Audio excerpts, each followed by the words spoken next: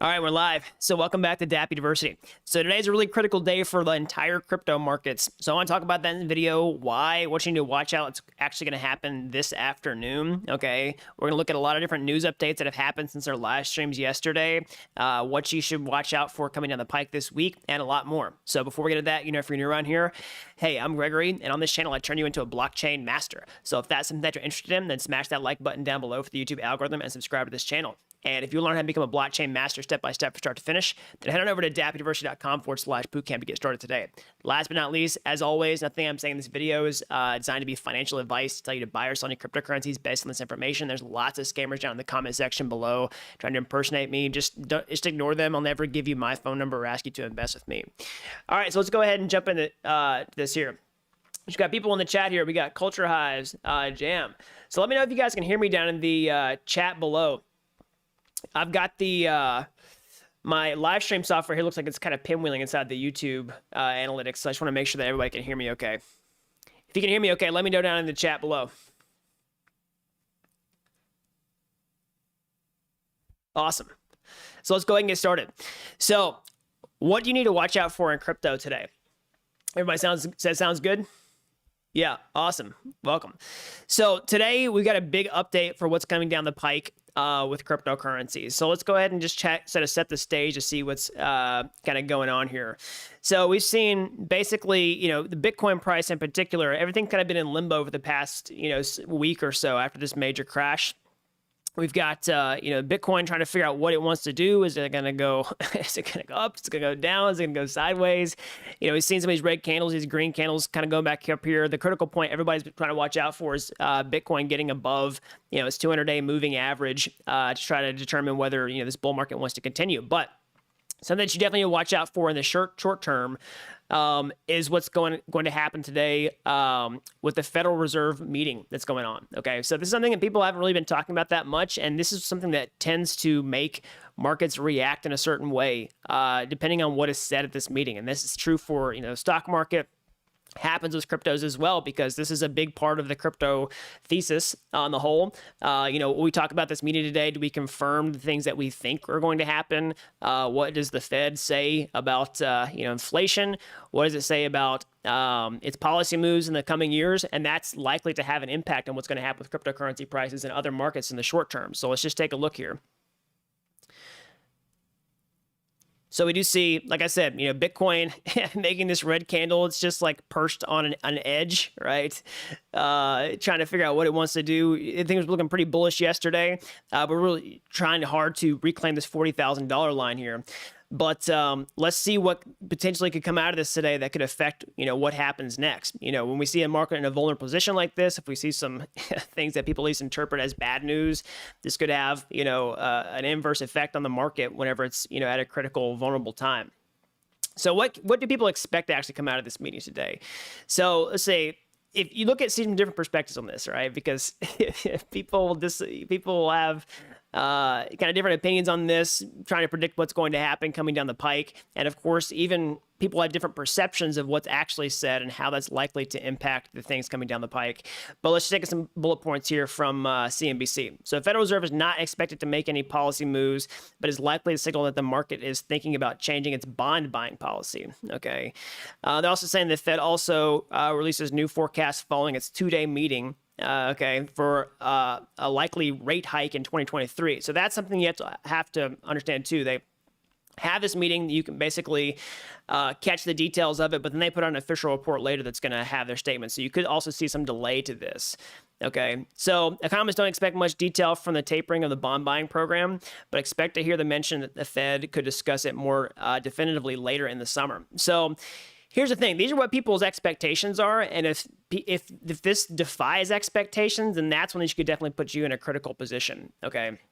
But it also could be a good thing for cryptos, because if what's said basically interprets that the thesis is correct, that the rates look like they're going to continue to be low, that people expect inflation to continue going forward, all right, then that's bullish crypto, because that completely validates the thesis for Bitcoin as an inflation hedge, as a store of value, as a way to profit in times where that's a big macro factor. Okay, so depending on how this goes, it could be a critical impact for Bitcoin and price, at least in the short term, when it's in this kind of vulnerable position that we've seen it in after this big correction right here. We're trying to figure out, can it reclaim this moving averaging it back into a bull market? All right.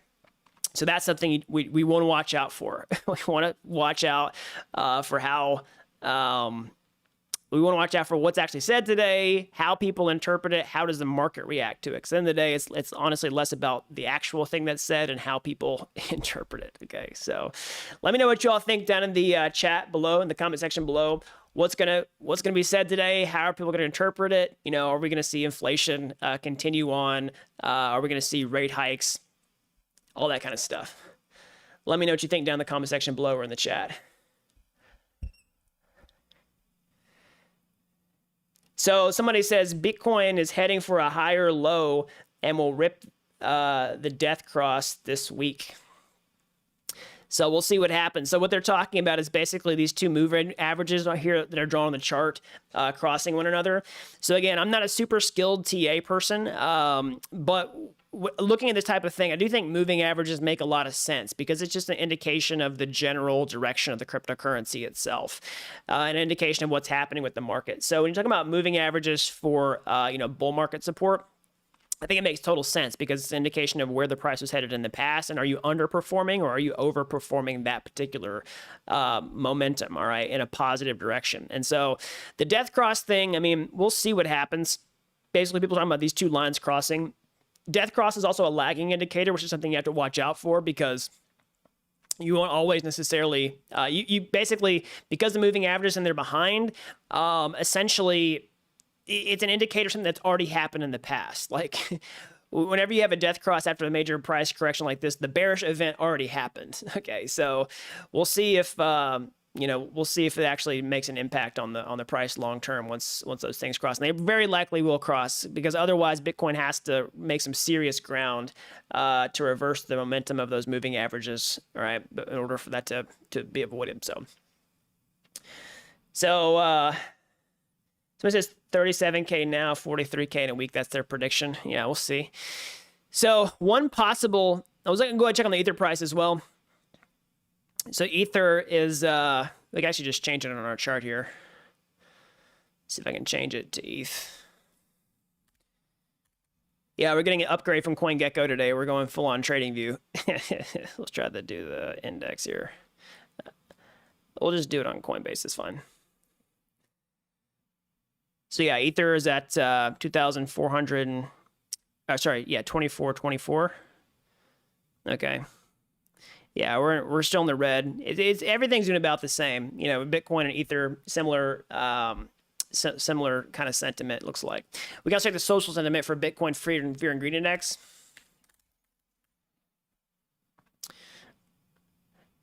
So the current Bitcoin Fear and Greed Index is, back into the fear territory, about 33. Okay, I think we were slightly over to this direction yesterday, but now people are starting to get a little scared, and I think a lot of that's got to do with, these red candles that we're seeing here. Let me just see here. But yeah, anyways, the red candles that we saw on the Bitcoin chart, I think it's got some people a little freaked out that it may not recover as quite as fast as they hoped. So one possible scenario is, I keep seeing people talk about this, which is the, depending on how you pronounce it, the Wyckoff distribution or Wyckoff distribution. So basically, this is talking about, the accumulation phase and also, the sell-off phase. So basically seeing something kind of like this where, Bitcoin kind of had this rounded top like we saw, previously, and then basically dumping in price and then having this accumulation phase, which some people theorize that's what we could be in right now. And, there's a lot of, thoughts that this could be due to manipulation and all that type of stuff. And I mean, we'll have to wait and see. Okay, we'll have to wait and see what happens. Do we see a recovery? Do we see this pattern play out? Time will tell. So more on the countries, accepting Bitcoin as legal tender. We have more news on that regard because, of course, we did see El Salvador previously making Bitcoin official legal tender for their nation. That was a huge event to come out of the Bitcoin conference from Miami a couple weeks ago. So initially, this was proposed and then it officially passed. This is a major milestone for cryptocurrencies in general. And when we saw that initially come out, we saw the likes of, Panama and I believe also Paraguay talking about, following in their footsteps. And now we see more here. So Panama lawmaker plans to introduce bill to spearhead crypto adoption by government in the coming weeks. Okay, so we don't have a lot of details on exactly what this is, but this is pretty, this is a big deal. Okay, like I said, with Panama coming in first to make this official. It's just somebody's got to be first, right? And then once somebody's first, like nobody wants to be the last person to do this, okay? Especially in areas where they can get the same kinds of benefits. We talk about how Bitcoin, is not necessarily a great payment solution necessarily, but if you're in an environment like this where it can give you benefits that outweigh the costs of actually using it, then those are going to be the first people to adopt something. We saw, El Salvador do it, Panama, same type of thing. Of course, very similar use cases. There's a lot of remittances happening where Bitcoin is, a favorable option. And then when they receive those payments, they can basically use them with merchants inside the country, all that type of stuff. So we don't have clarity on exactly what Panama is doing, but this does seem like a, follow the leader scenario where I expect to see more countries jump on this trend. So we do see more interesting things in the central bank digital currency realm. Okay, so if you're not familiar with what's going on with central bank digital currencies, so these are basically, there's a kind of like cryptocurrencies, but essentially they're just digital money issued by a central bank. So what is a central bank? Well, basically, they are the trying to define the word without using the word itself. So the small group of banks inside of a country that are responsible for the monetary rails inside of a particular country. So like the United States, Federal Reserve, we have a group of banks that make this up that are responsible for the U.S. Okay, so this is a very common pattern across the world. And we've seen lots of talk of central bank digital currencies. We talked about some of those on this channel. Basically, digital currencies that are issued by these central banks that people can use. And so you would basically be banking directly with your government. You'd be just, we don't know exactly how this would play out, but I would typically see it as like you just have an account with the central bank and they give you digital money. And some people think this is good for crypto. Some people think it's really bad for crypto. Some people think it's good for crypto because it gives it legitimacy. All right, we'll talk about another reason why it's potentially good here in a second. But some people say it's bad because it's really an anti-crypto. If you think about what cryptocurrencies are created for in the first place, or at least the spirit of something like Bitcoin being a sovereign money that's, peer-to-peer digital cash system that's borderless, that is decentralized, that's not really controlled by any central entity like this. That's very different from a central bank digital currency that's issued by a central bank that has a lot of, it's totally centralized compared to Bitcoin being more decentralized. So that's sort of the bear case for central bank digital currencies. But in terms of the bull case, one potential option is basically central bank digital currencies actually running on current blockchain infrastructure, public blockchain infrastructure that we use now, okay? So there's actually a really good video that came out yesterday that I highly recommend watching. I'll pull it up on my screen here, actually.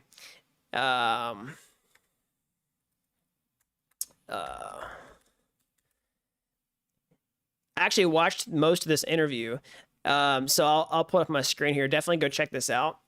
So this was an interview with Raoul Pal. We've talked about him a lot on this channel, but he went on Up Only TV. It's pretty good channel. They have a Twitch stream, but they upload their videos to YouTube and other platforms whenever they're finished. But I actually watched this whole thing last night. And one thing he mentioned in there about central bank digital currencies is the likelihood of them launching actually on, current blockchain infrastructure. So private blockchain infrastructure. I say private, I mean just not controlled by the government.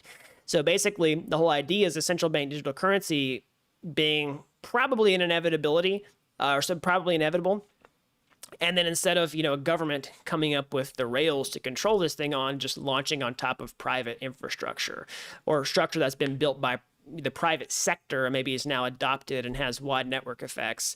So that could be bullish crypto long term. That's the whole point, is basically central bank digital currencies becoming a thing, but instead of, the government creating the entire infrastructure that it runs on top of, using blockchain technology that we currently have today to create their own implementation of that on top of it. So that's another bull case for central bank digital currencies with crypto as we know it today.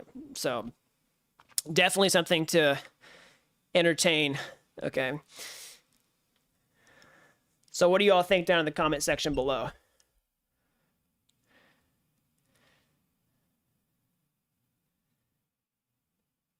So somebody says, who went short?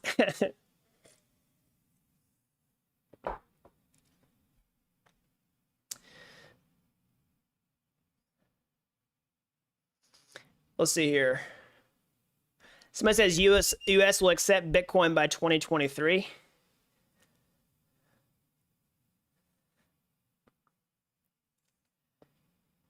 Somebody says, seems like poorer countries will be first to adopt Bitcoin where it's harder to get a bank account. So I think we were talking about more developing nations, probably a better way to say it. I think places where people are having troubles getting a bank account is where there is a big benefit. All right, we're talking about banking the unbanked. That's a big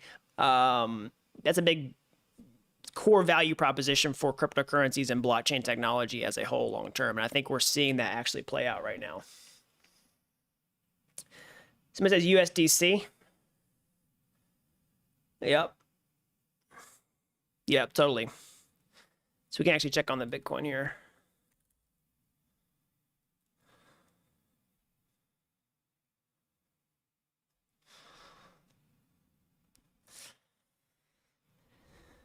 So another thing to think about long-term with cryptos is how other people are actually perceiving them as basically the status of cryptocurrency is becoming elevated in the eyes of traditional investors, okay? So we talk about this a lot. Bitcoin has made a pretty big shift over the past year in people considering it a institutional grade asset, basically a serious thing that people can buy. They're not going to just laugh at you for, okay? And we saw, of course, Paul Tudor Jones earlier this week come out and talk about a 5% allocation in Bitcoin. We see lots of people, buying Bitcoin for their balance sheet, Tesla, all that type of stuff. It's given a ton of validation for Bitcoin, which is great for cryptocurrencies long term. We talk about the possibility of basically Ether, becoming an institutional, basically Ether undergoing the same shift, kind of elevating its status from like a penny stock investment to something really more serious when you see that you can do everything with Ether. And that trickling down to more and more cryptos as they gain legitimacy in the eyes of, the public. And so, or not just the public, but, pretty important influencers in those really traditional financial circles. So when somebody like Paul Tudor Jones comes out and talks about that, it's a pretty big deal, because it essentially means, we're getting green lights for hedge funds to take this stuff seriously. And so as a result, you're seeing this type of thing here where hedge funds see 7.2% of assets in crypto by 2026. All right, so that's a big deal. 7.2% compared to everything else that they could buy. Okay, so some people say, oh, hey, 7.2% is not that much. It should be crypto only. But if we're realistic and we're talking about traditional finance actually incorporating crypto into their playbook, 7.2% allocation is a pretty big deal. So this is the kind of trend that I continue to see going on and on and on, right? And so basically, if you continue on with the thesis that we talk about on this channel, you create more. If crypto becomes more useful, the more things that you can do with crypto, that increases the value proposition, which essentially increases demand for cryptocurrencies themselves, to buy them, to hold them, to use them, to do things with them. Which, when you increase that, you increase the network effect, which tends to have a positive correlation with the prices of the actual cryptocurrencies themselves. tends to have an exponential relationship with the actual prices themselves. And long term, we're talking about an exponential price trend. And this is just a small example of another reason why you might want to hold it, or another reason why a new set of people might want to hold it. Basically, increased adoption is huge for the price long term.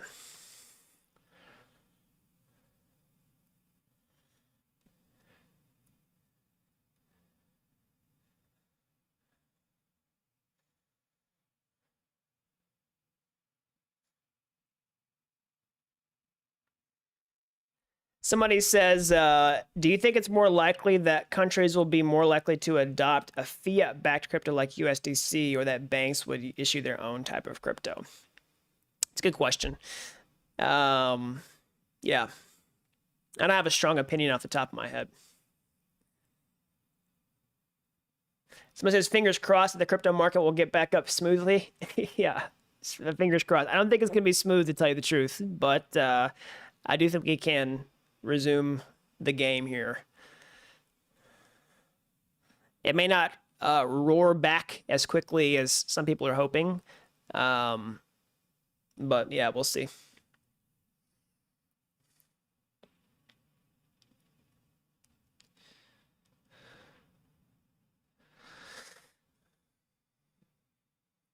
So let's look at so another thing that came up yesterday that some people were pretty worked up about on Twitter was a new Coinbase listing. Okay. So I think in particular, people were upset because Coinbase Pro decided to list some tokens that do not have the same status, at least perceived by others, as some more, serious cryptocurrencies. So I think the biggest one that made people upset was they listed the Shiba Inu coin. So if you're watching this video and you're like all into Shiba Inu, that's not meant to be a diss or anything like that. But I think some people are upset that, Coinbase is able to list these things so fast, when in the past they had a pretty strict guidelines on what they would and wouldn't add, and it's things that didn't quite, meet that central criteria. It was a long time before that they were able to list them on the platform. There's lots of people saying, Coinbase is seeing pressure to list some of these assets that have high demand, even if they don't meet all the previous criteria, because, the stock price is kind of going down. So basically, if you just list cryptocurrencies that have demand despite lacking other qualifications, then, you can generate more revenue by people trading them, and then you probably help your stock price. So let's see here. Can actually pull it up here. So yeah, Coinbase has not been doing so hot. So I think this is where a lot of the pressure is coming from, to list anything and everything that will trade. I don't know that it's that severe, right? That's kind of what people are talking about on Twitter, at least. But yeah, that was something that got people worked up about yesterday.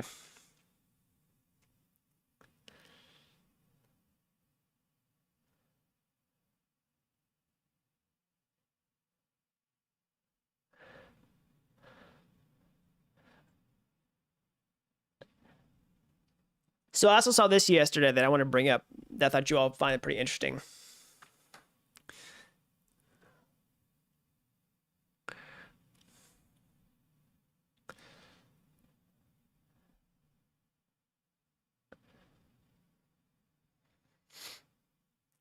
So think about, if anybody was here last summer, then they saw the explosion of DeFi, where basically we had all this new technology roll out on top of the Ethereum platform where we could do yield farming, okay?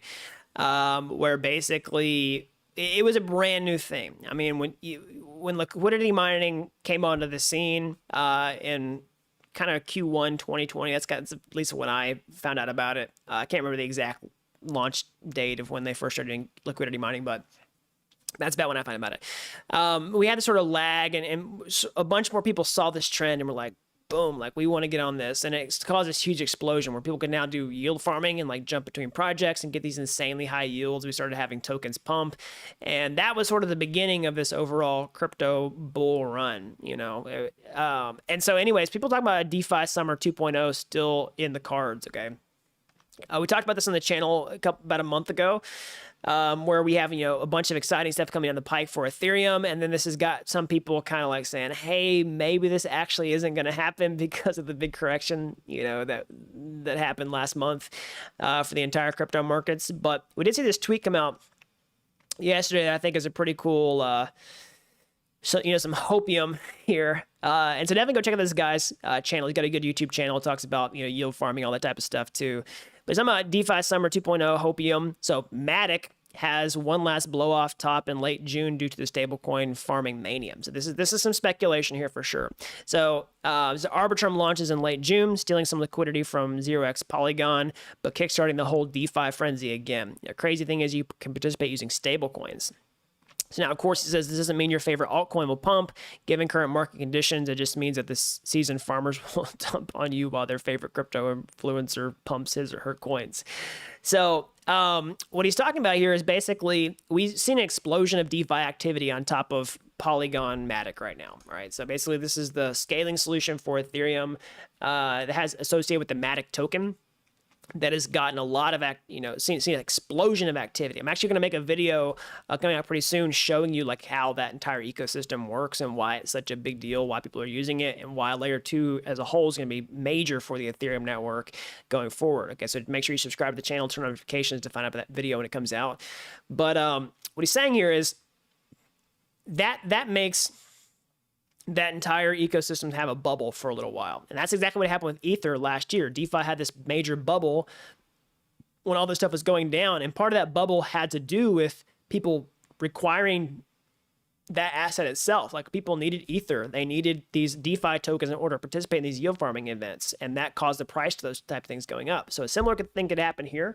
And then we see that kind of raised to a fever pitch where people get so excited and they have this blow off top, which could still happen despite, the sideways chop, potential bear market that we're a part of right now, whether it's an ongoing bear market or a short-term one, that even in those market conditions, you can still have a big spike in price with a few assets. And we saw that with DeFi last year, okay?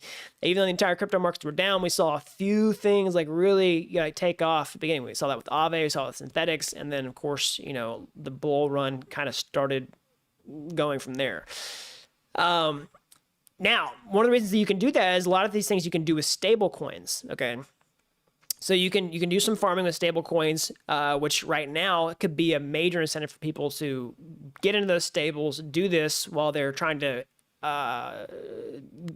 remove themselves, not be exposed to the volatility risk of other cryptocurrencies. Okay. So you can buy stable coins, do DeFi, do yield farming, get these benefits, get on the Matic network and watch this stuff take off. Now, what he's saying is there's going to be some competition here because once Arbitrum launches, also Optimism, we don't know exactly when yet. At least I don't know when yet. These other layer 2s will probably get competition. It might see some of the activity on Polygon dry up or Matic dry up and then move over to these other solutions, because what we're likely going to see happen is projects launch on top of new layer 2s and provide new liquidity mining incentives, and you're going to see people just like jump from one project to the other, okay? That's kind of what happened last year in DeFi Summer 1.0, and a very possible scenario of what could play out this time around as well. So definitely keep an eye on that. We'll cover that on this channel as it starts to happen. So let me know down in the comment section below in the live chat here if that's something that you want to see more about, because it's a way that you can make money basically with crypto, even if the market is sideways or even if the market's going down, without having to short.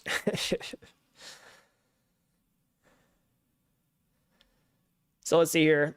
So is EIP 1559 possibly being delayed? So I don't have any indication that it's being delayed. We will definitely keep an eye out on this channel to see if we learn about any reason why that's the case.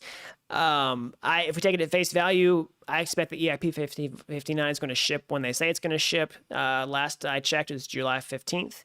Okay, if there is any pushback, there still is a pretty strong incentive to get it out because the difficulty bomb is going off later this year. Okay, so if we do see a delay, I don't think it's going to be like a crazy delay. Like I don't think it's going to be a year from now or something like that. Somebody says, seems that Matic may have already destroyed all of their layer 2 solutions. I don't think so.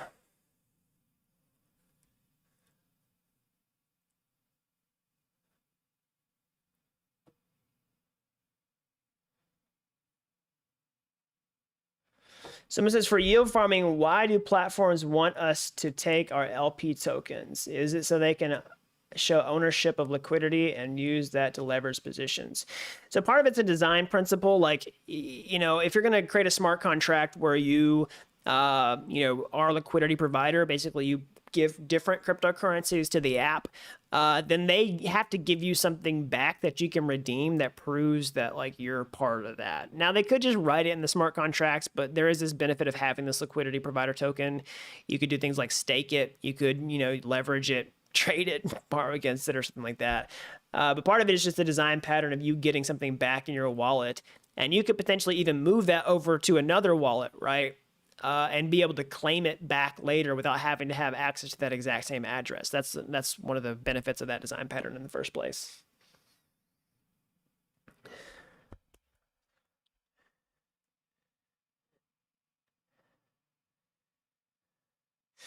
All right, everybody. So that's all I got for today. As always, smash that like button down below for the YouTube algorithm. Subscribe to this channel if you haven't already. That really helps these videos out so the more people learn about blockchain. If you're as fascinated with this technology as I am, you want to get your hands dirty, how can you get started today? You can go to my YouTube homepage. You can find any of my free courses there. They're like Udemy courses, but they're totally free.